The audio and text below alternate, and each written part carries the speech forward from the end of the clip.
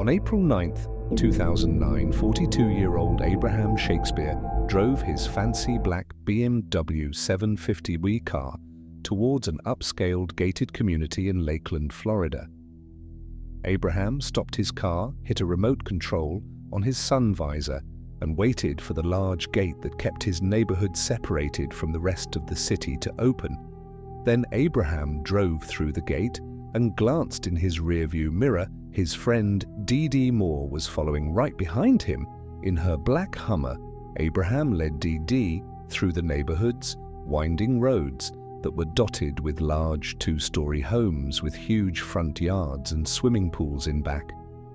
Then he pulled into the driveway of his own house that looked a lot like the others in the neighborhood. Abraham parked his car and stepped outside. He was 6 feet 4 inches tall, with long, skinny arms and legs. He had a beard and a black spandex cap that covered his dreadlocks. He wore a white t-shirt and jeans. Dee's huge Hummer pulled into the driveway behind the BMW. Day got out and smiled at Abraham.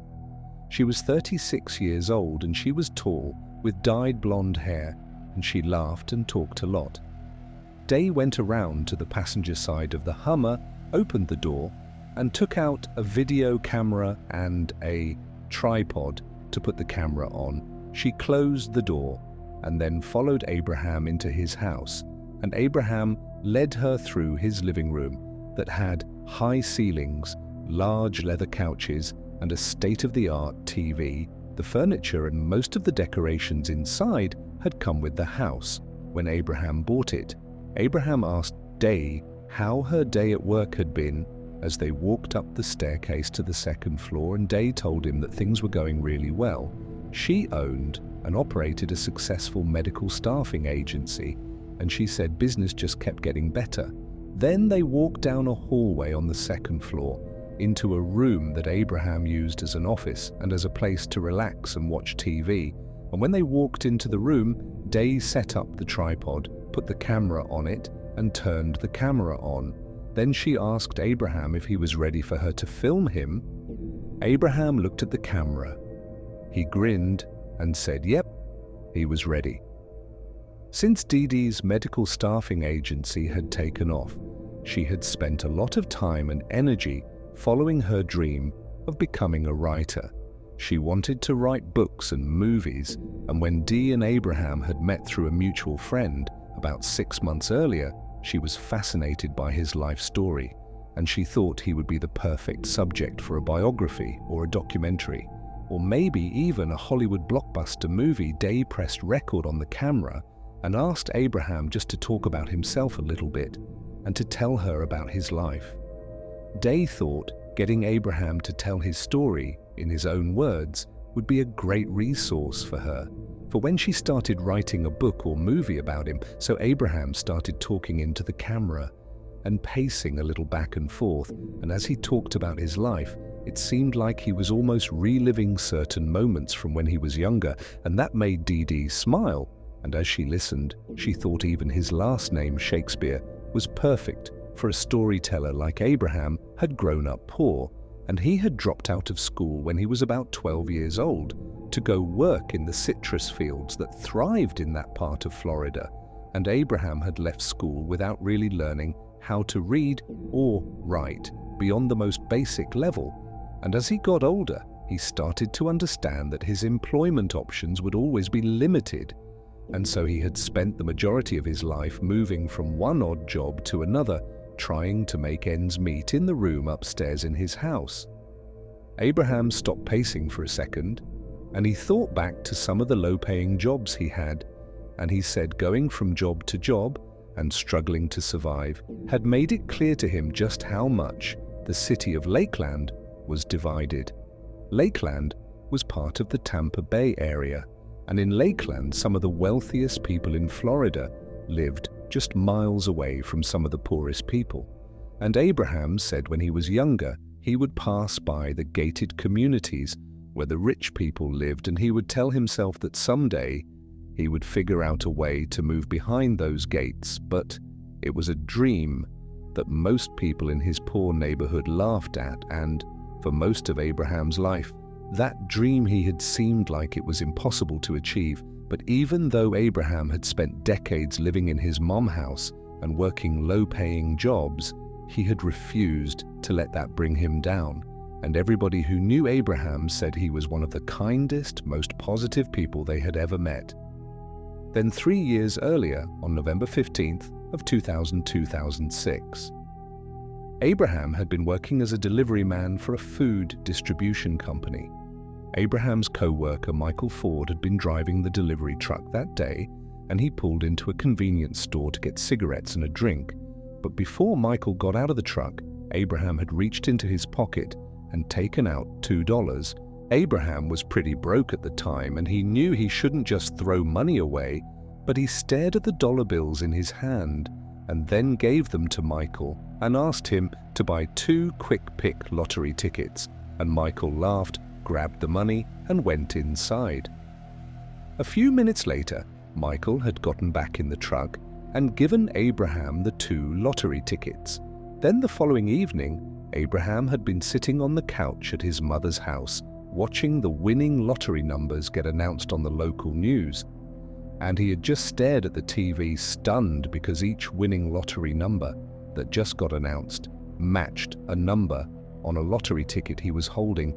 At first, as the numbers kept matching over and over again, Abraham had kind of laughed it off and thought, this is not going to happen. But when they were about to announce the final number, he could feel his heart beating faster, because all he needed was one more match. He leaned in close to the TV and watched as the newscaster called out the final winning lottery number. And when Abraham had heard that number, he checked his ticket. Then he checked it again and again, and then Abraham jumped off the couch and started shouting to his mother that he had just won the lottery. Abraham's mum came into the room, and she thought he was playing a prank. But when he showed her the numbers on the TV and the matching numbers on his ticket, she started screaming and crying because Abraham had hit the $30 million jackpot. Fast forward back to the present, and Abraham smiled into the camera, and Dee smiled too. Just hearing Abraham tell that story about winning the lottery was like listening to somebody describe a miracle, like something that never really actually happens in real life. But then Abraham stared down at the floor, and a look of total exhaustion came across his face. So Dee asked him if he was okay, and Abraham told Dee about what had happened almost immediately after he was shown on the TV collecting his big lottery winnings, even after a huge amount of taxes and a reduced payout for taking his lottery money immediately. Instead of over several years, Abraham walked away with about $12 million more money than he'd ever imagined having in his whole life. And with that money, Abraham had bought his dream house in one of Lakeland's beautiful gated communities for the rich, and he had gotten himself a very fancy car, that BMW, but soon after that a lot of people had seen to take advantage of Abraham's kindness, and he was lending money to friends, family, and people he had never met before, and he was paying for their mortgages, healthcare bills, college, tuition fees, startup expenses for businesses, and just about anything else people could think of. And Abraham said that he loved helping people, he really did. But over time, it had just gotten more out of control. And now, 2.5 years after he had won the lottery, he said there were days where he would get hundreds of text messages from people asking for money, and he just felt like he couldn't say no to any of them. In fact, Abraham had a cousin named Cedric Edom who owed him thousands of dollars in mortgage payments on a house that Abraham had bought and let Cedric live in, and now Abraham could barely even get Cedric to talk to him, let alone get Cedric to pay back any of the money he owed. And Abraham hated that he felt like his lottery money was coming between him and his friends and family from behind the camera. Day asked Abraham if he was tired, and he turned away from the lens, glanced back, and said he'd been tired for a whole year. And he said sometimes he dreamed of running away to a beach in some other country and just disappearing forever. Not long after that, Dee stopped recording. She could tell Abraham was getting upset, and she felt for him. She hadn't won millions of dollars, but she said, When her business had taken off, she had her share of people coming out of the woodwork asking her for money, and she knew that even for someone who was as good of a person as Abraham, that pressure could take its toll. And so Abraham and Day had talked for a little while longer, but not for the camera. And then, at some point, Abraham looked around the room and then stared out the window at his sprawling yard. Abraham lived in a place he'd once dreamed about, and now all he wanted to do was get as far away from that house as possible. And after this day, April 9th, 2009, when Abraham and Dee Dee chatted and Abraham spoke for the camera, Abraham just kind of disappeared. And in the days and weeks following this day, Dee Abraham's mom and some of his other close friends and family did get occasional text messages from Abraham, but nobody saw him or talked to him on the phone. And in the text messages he sent, Abraham always said that he was doing fine, and he just wanted to be left alone, but he never said where he actually was. And so Abraham's apparent decision to just leave without telling anyone really upset his mum. They had always been really close, and she had talked to Abraham almost every day for his entire life. So now, only getting a few text messages from him every now and again with kind of sparse information about what he was doing and where he was very difficult for her to deal with. But like Day Abraham's mum had seen up close how people constantly came to Abraham for money and how that really weighed on him. And she knew Abraham had started to imagine himself walking on a beach where nobody knew who he was and where nobody would bother him. And so Abraham's mum and his other family and friends didn't try to find him. They just kind of respected that he really just wanted space. But then fast forward to November 9th, 2009, 7 months after Abraham was last seen by anybody close to him. And on that day, Detective Dave Clark of the Polk County Sheriff's Department was sitting at his desk, looking at a report that didn't make sense to him. The Sheriff's Department had gotten a call from Cedric Edom, Abraham's cousin, who owed him thousands of dollars. And Cedric had said that his cousin had been missing since April, and he wanted to file an official missing persons report. Detective Clark, who had short blonde hair and a goatee, looked really young, but in reality, he had been in law enforcement for years, and he had experience with almost every kind of case. And Clark had a reputation for being one of the best listeners and one of the most objective officers in the entire department. In fact, during interrogations, Clark was known to give suspects every chance to tell their side of a story because he genuinely believed in the assumption that people were innocent until proven guilty. But as much as Clark had seen over the years, and as much as he tried to give people the benefit of the doubt, something about this missing persons report felt really strange to him. If this man was missing, why had his friends and family waited 7 months to tell the police?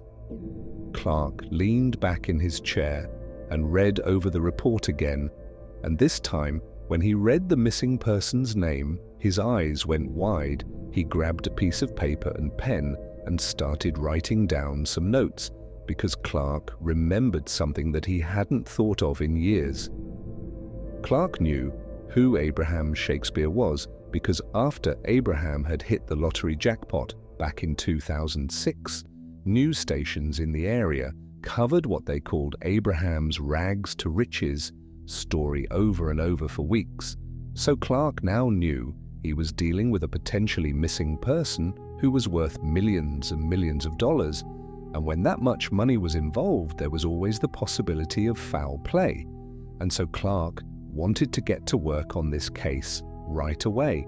And he wanted to start his investigation with the man who had filed the missing persons report, because Clark was interested in finding out why, after all this time, Cedric had now decided to come forward and track down his cousin a few hours later. Detective Clark led Abraham's cousin Cedric into an interrogation room at the sheriff's department, and Cedric was combative almost from the moment he walked in. He told Clark he didn't understand why he was being questioned, and he said he was the only one who seemed concerned at all about Abraham. But Clark just smiled and asked Cedric to sit down with him at a small table in the cramped, bright room. And then Clark said that they had contacted Cedric and asked him to come in because he was the one who had contacted them. And the police really just wanted to know what was going on with Abraham that had concerned Cedric enough to get in touch with authorities. Cedric took a breath and tried to calm down, but it didn't work. And in a very angry voice, he launched into an attack against a bunch of Abraham's friends, including Dee Moore. And he said they were all really greedy people who took advantage of Abraham. And then Cedric said he was almost positive that one of them had killed Abraham and taken off with his money. Clark listened and let Cedric talk for as long as he wanted. And Clark thought it was a little weird how quickly Cedric had jumped to the conclusion that Abraham had been murdered.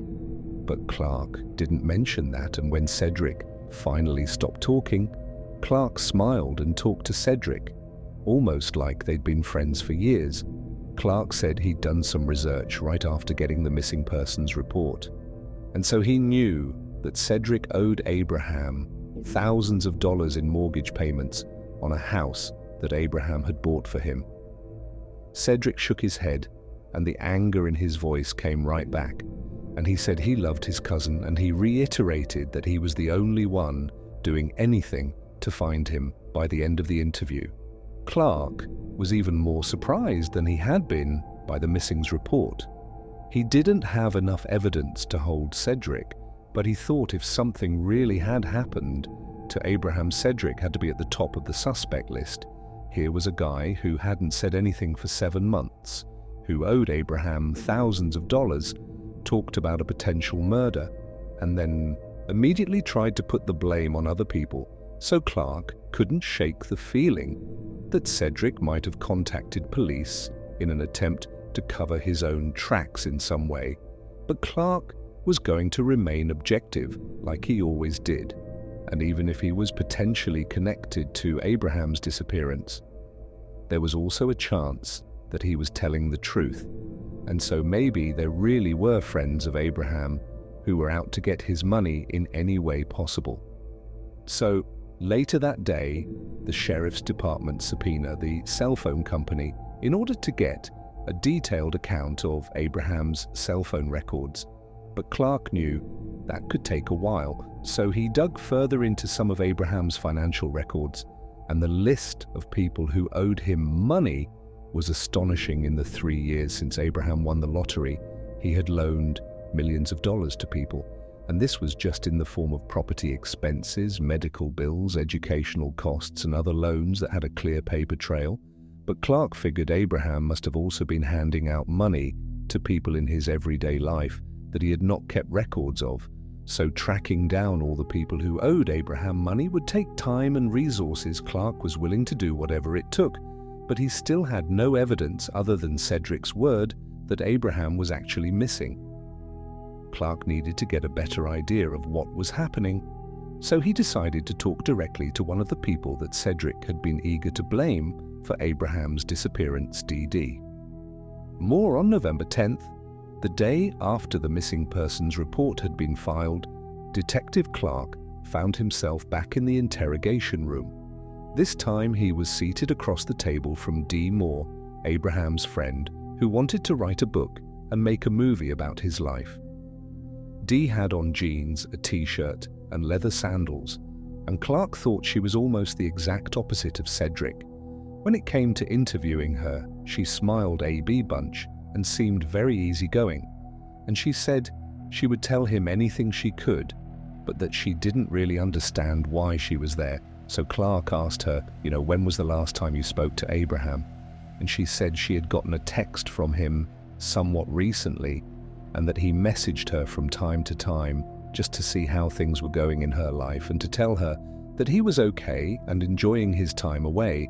Then Clark took a breath and got a serious look on his face. He looked right at Dee and told her that Abraham's cousin Cedric had said he was worried Abraham might be dead. Dee immediately looked confused and said she didn't understand because as far as she knew, She was texting somewhat regularly with Abraham, and as far as she knew, Abraham had done exactly what he said he was going to do, take off to maybe a beach somewhere, and never look back. So Clark asked her why Cedric would have filed the missing persons report in the first place, and why he might have pointed the finger at her as someone who might have wanted to hurt Abraham. Dee just shook her head, and then she looked at Clark and said she had an idea why Cedric might come after her. Clark smiled, and in his friendly voice he asked Day to fill him in, and Day said that she and Abraham's mum were two of the only people in his life who had pushed Abraham to follow up with everyone who owed him money and make them pay him back. They said it was one thing to be a kind person, but it was another to get taken advantage of, and they told Abraham that just because someone was family, it didn't mean they were entitled to get anything they wanted from him. Clark nodded and asked if that had caused problems in Abraham's life, having people like Cedric around, and Dee Dee's voice got a little louder and rougher, and she said Cedric preyed on good-hearted people, and she knew that as much as Abraham wanted to see the best in others, Cedric would never pay him back a dime. Detective. Clark and Day spoke for a little while longer, and then Clark thanked her for her time, and after she left he went back to his desk to look at his notes from both of the interviews he conducted over the past couple of days.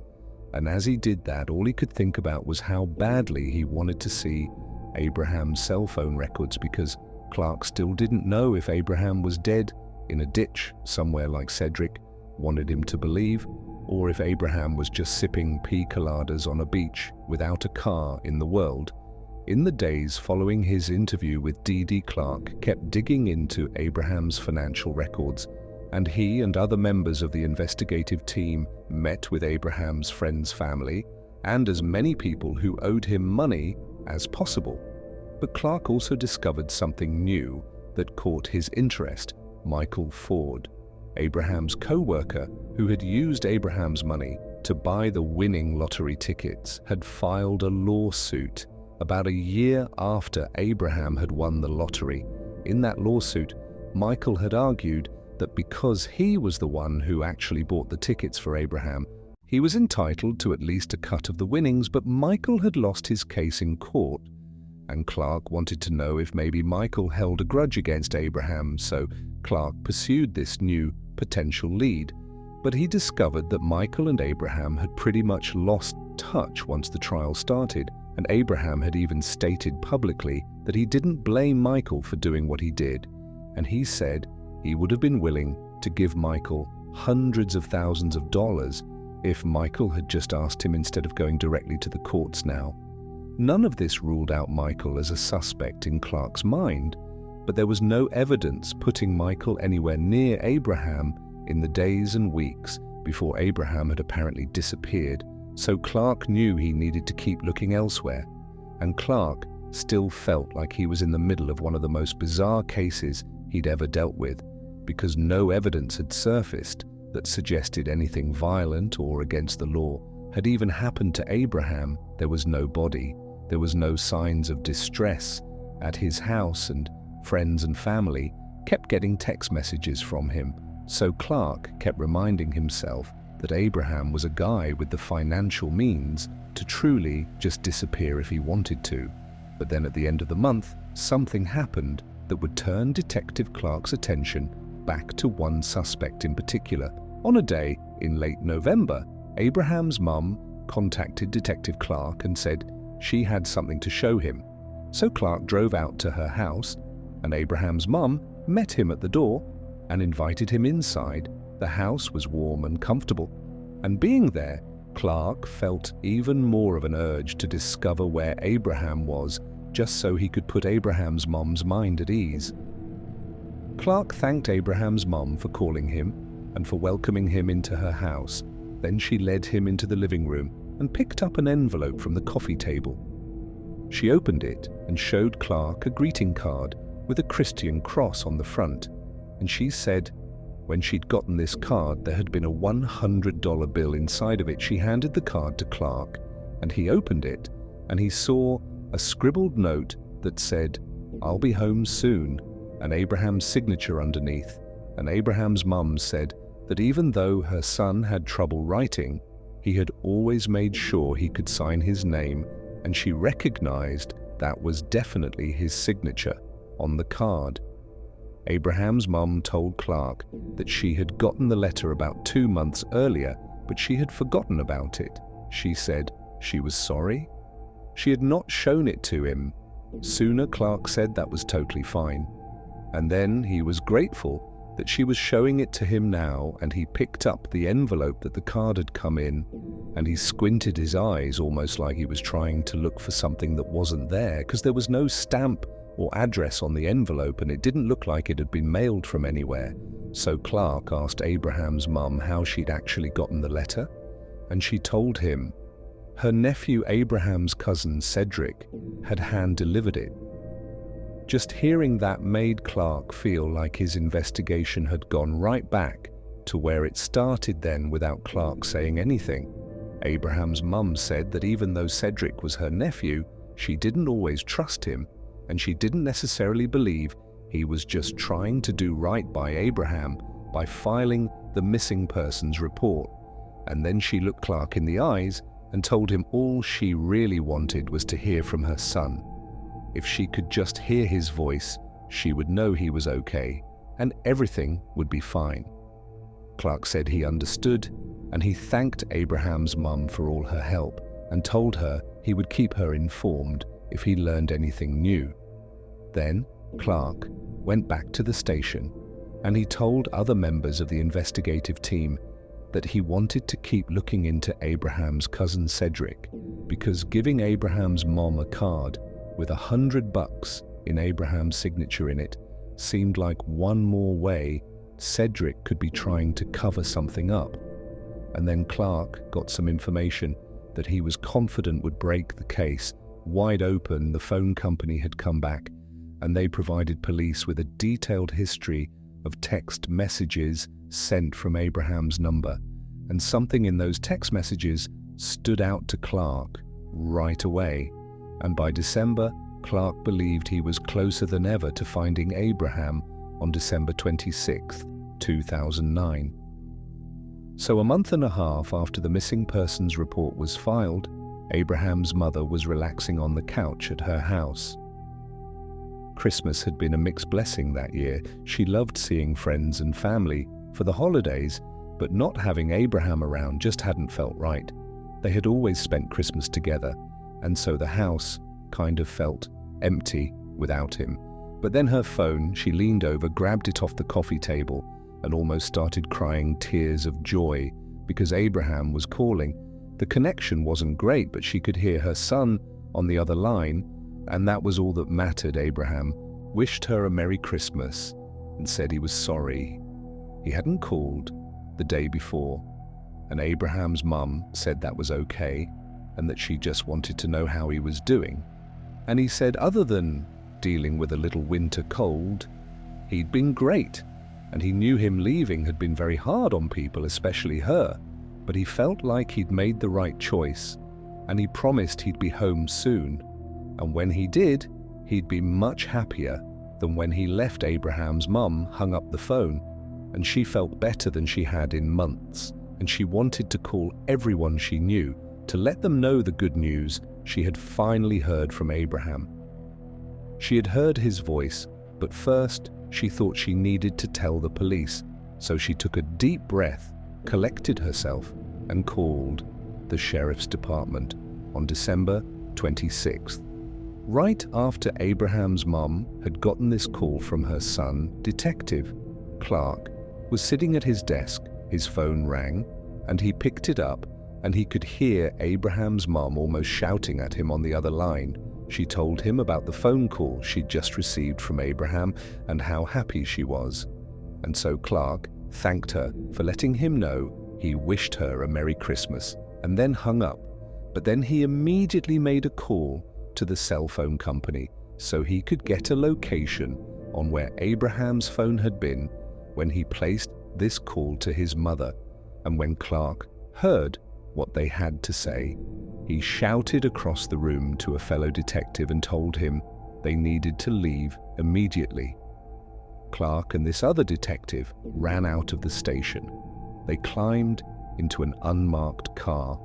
Clark sat in the passenger seat, and the other detective drove, and before long, they were peeling out of the parking lot and heading onto the street. It was a mild winter day in Florida, about 60 degrees Fahrenheit, but the sun was bright, and Clark could feel himself sweating a little from the adrenaline rush. Minutes later, they pulled off the road and into a parking lot of a huge shopping mall. And when they arrived, Clark and the other detective saw the man they were looking for sitting in a parked car nearby.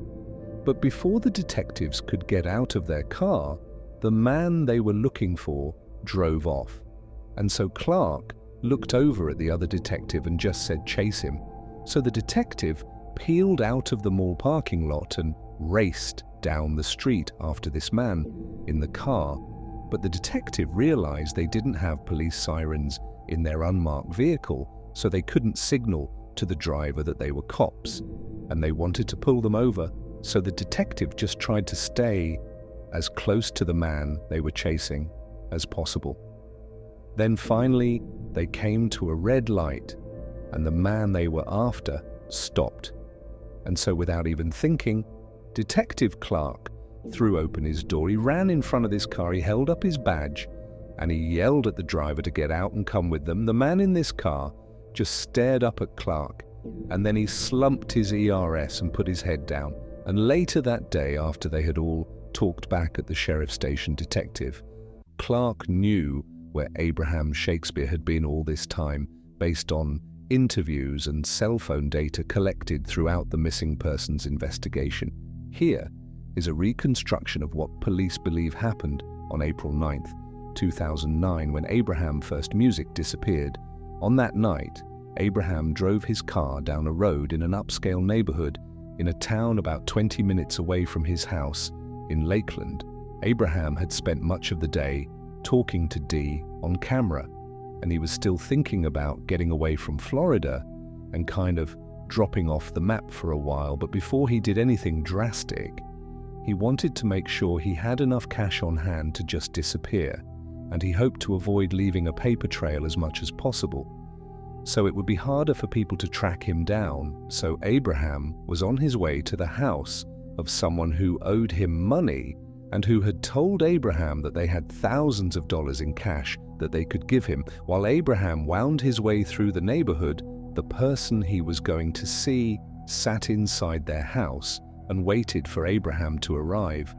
And a few minutes later, they saw the headlights from Abraham's BMW outside, so they went to the front door, stood in the doorway, and waved to Abraham as he stepped out of his car. When Abraham got to the door, the person he was meeting with could tell that Abraham seemed down, but they said hopefully getting some cash would cheer him up.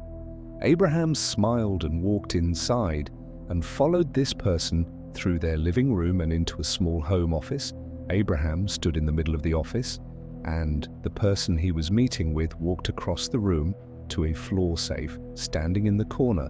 Then that person crouched down, they entered the combination for the lock and opened the safe, and then they just waited there for a second. Abraham asked if everything was okay, and this person said, "Yep, everything's fine. I just need to make sure I grab the right amount of money." Then this person reached into the safe, slowly stood up, turned around, and aimed a gun right at Abraham. A look of fear came across Abraham's face, but before he could turn to run, the person shot him right in the chest, and blood began to stain his white t-shirt. Then the person fired again, and this bullet grazed Abraham's heart and perforated his lung. The shooter casually walked across the room and stood over Abraham, and they watched and listened as Abraham slowly died. Then the killer put the gun back in the safe. Then they went back to Abraham's body, crouched down, took his phone out of his pocket and slipped it into their own pocket. Then they grabbed Abraham's legs and dragged him out of the room. Abraham was skinny, but he was very tall, so dragging him through the house was not easy. But eventually they managed to pull Abraham to the back door, and then they dragged him out into the backyard. A fence surrounded the yard, and it was totally dark out there, except for some moonlight, so the killer did not feel like anyone could see them, so they didn't rush. They bent over, caught their breath, and then picked up a shovel that was laying in the grass. Then they started digging a hole in the middle of the yard. Finally, when the hole was deep enough, they walked over to Abraham's body, grabbed him by the legs, dragged him across the yard, and dumped him into the hole. Then they took the shovel and filled the hole back in. Later that night, they cleaned the bloodstains from inside their house and out in the yard. And then they found a phone number of a construction company that they planned to call the next day to place a concrete slab over the hole where they had just buried Abraham. Then the killer went into the living room, hooked up their video camera to the television, and watched the recording they had made with Abraham earlier that day. D.D. Moore, Abraham's friend, who was an aspiring writer, had murdered Abraham. It turned out that months before the murder, she had convinced Abraham to give her control of his finances, and she had promised to play the bad guy and collect money from all of Abraham's friends and family who owed him, and she even agreed to hold on to a large amount of Abraham's cash for him in her safe, so he wouldn't be tempted to just hand it out to people who asked him for money. And because Dee was a successful business owner, Abraham had believed she would be better at managing money and collecting debts than he could ever be. So he thanked Dee for her help and put her in charge of millions of dollars in cash and assets. And Dee had collected money from people who owed Abraham, but instead of giving the money to Abraham, she kept it for herself. And she spent that money and some of the cash Abraham had given her on a brand new, huge Hummer vehicle and other expensive items she wanted. And for months, Dee had gotten away with it without anyone suspecting anything. But then in the spring of 2009, not long before the murder, one of Abraham's friends started to catch on to what Dee was doing, because even though he was making regular payments to Dee to clear his debts with Abraham, she kept asking him for more money. And when he got angry and said he had already paid what he owed, Dee worried he would tell Abraham, and Abraham would find out that she had been stealing his money. So Dee decided she would just get rid of Abraham but keep collecting the money people owed him for herself. But in order to do that, she had to make it seem like Abraham was alive and just wanted his distance. And so when she filmed him on her camera, claiming it was for her book and movie, even though in reality she had no aspirations to write Abraham's story, she intentionally steered the conversation to how tired and frustrated he must be. And when Abraham talked about wanting to escape to a foreign beach, Dee knew it was time to put her plan into motion. So she told Abraham to come to her house to get thousands of dollars in cash that she'd been holding for him in her safe. And when he arrived, she killed him and then used his phone to text his friends and family. And then she showed some of his friends and family the video recording of Abraham where he was talking about how he wanted to leave Florida and go to a beach somewhere and just kind of disappear and be left alone. And so naturally, his friends and family believed that that was what happened to Abraham. He had chosen to kind of go away, and Dee almost got away with it. But once Abraham was dead, Dee became relentless in her pursuit of his cousin Cedric. And she called Cedric and came to his house all the time, demanding he pay back all of the money he owed Abraham, and Cedric just wasn't going to do that. And so finally Cedric got fed up with Dee and he filed a missing persons report. Now Cedric did not actually believe that Abraham was dead, but by alleging that he had been murdered and pointing at Dee as potentially the murderer, he knew that would launch a police investigation into Dee, and that would get her off of his back for at least a while. And when Detective Clark got a record of Abraham's text messages, he was shocked at how well written and how formal they were. After all, he knew that Abraham still struggled with reading and writing. Then, when Abraham supposedly called his mother on the day after Christmas, Detective Clark got confirmation that what he believed had been going on was going on. Somebody in town had been using Abraham's phone and had been pretending to be him. And when Clark traced Abraham's phone to the mall parking lot, he and the other detective saw Dee Dee leaning into a car, handing over cash to a man and taking a phone back from him. And when they chased that man down, he admitted that he was a friend of Abraham's who Dee Dee had paid to call Abraham's mum and pretend to be Abraham, and the man had told Abraham's mum on this call that he was fighting a winter cold to make up for the fact that he didn't really sound like Abraham. Not long after that, Abraham's cousin and Cedric came back to the sheriff's station, and he admitted that someone had paid him to deliver the greeting card that Abraham supposedly wrote to his mother, and it would turn out that the money Cedric was paid to make that delivery could be traced back to Dee Dee, and so Cedric had been right about Dee Dee all along without actually knowing it, with all of this new information.